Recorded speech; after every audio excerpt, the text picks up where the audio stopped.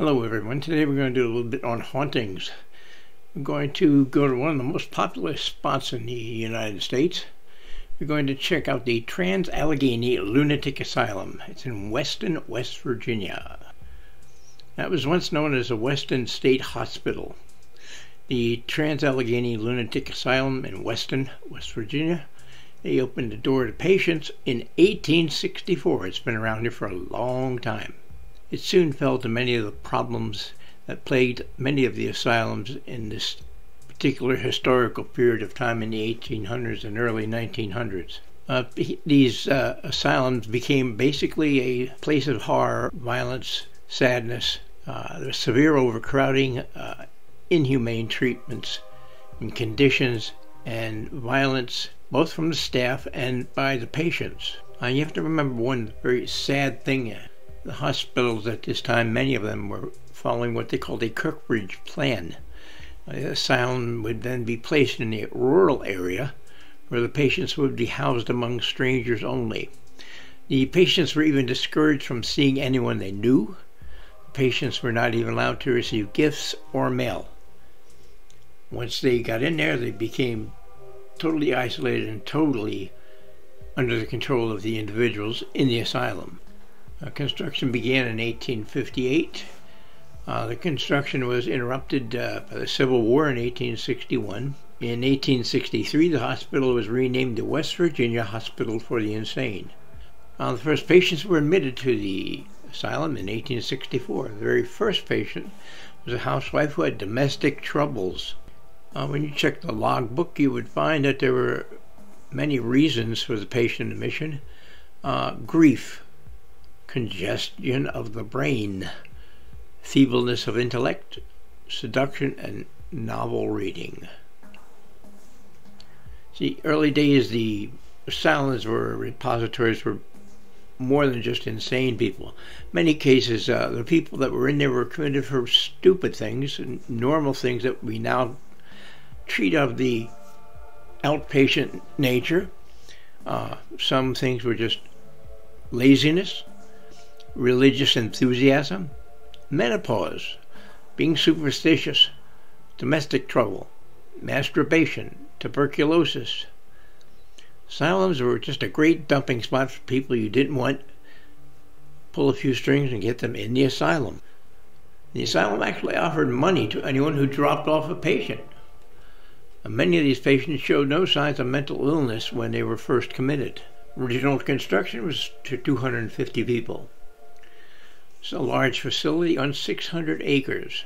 Include a cemetery, and unfortunately many of the people who passed away were placed in the cemetery with unmarked graves. Construction continued in 1881. Total cost $725,000, which at that time was more than $300,000 over the original budget. Now they're housing more than 700 patients in a building that was almost 1,300 feet long. It had 2.5 miles of hallways. The walls were thick, 2.5 feet thick. So they could place you in a room and no one could hear you scream. No one could hear you suffering. 19th century healing tactics were, to put it bluntly, barbaric. Some of them included bloodletting, insulin coma therapy, confinement, seclusion, and they had what they called confinement cribs, very small areas that they could lock these people, violent patients, in, and they could be watched there, but they could not hurt anyone. Now, unfortunately, not everyone that got placed in these rough areas of the prison belonged there. There was absolutely sometimes people got misdiagnosed. Sometimes the conditions and the situations weren't proper, and many things could go wrong. And sometimes innocent people paid a price. They built a women's auxiliary in 1890. The hospital's name was again changed to the Weston State Hospital in 1913. They established a tuberculosis building in 1930. During the time of the operation of the facility, there were fires that were actually set by the patients. Thank goodness no one was killed in the fire. It cost $155,000 worth of damage, but they did rebuild. 1938, the asylum was now home to 1,661 patients. A survey then reported the hospital had alcoholics, drug addicts, epileptics, non-educatable mental defectives. Anything could end you up in hospital in the early days. By 1949, 1,800 residents. Unfortunately, they've been noticing that the facility had poor sanitation and insufficient lighting, not enough proper furniture, and the heating was not the best in most of the complex. 1950s, the hospital population, 2,400 patients. This is more than 10 times the number that it had been built to accommodate. This time, it was absolutely terrible for the patients in there. One of the worst times ever. They were overcrowded, understaffed, and the whole atmosphere of being overcrowded and understaffed made it extremely difficult on both the workers and the patients. Now, during this time, they had a lot of things that they used on you to heal you or make you better. Many of the things were ice water baths, seclusion cells. They had electroshock therapy and lobotomies. Now, at one point, one of their favorite procedures was extremely nasty, and it was called the ice pick transorbital lobotomy.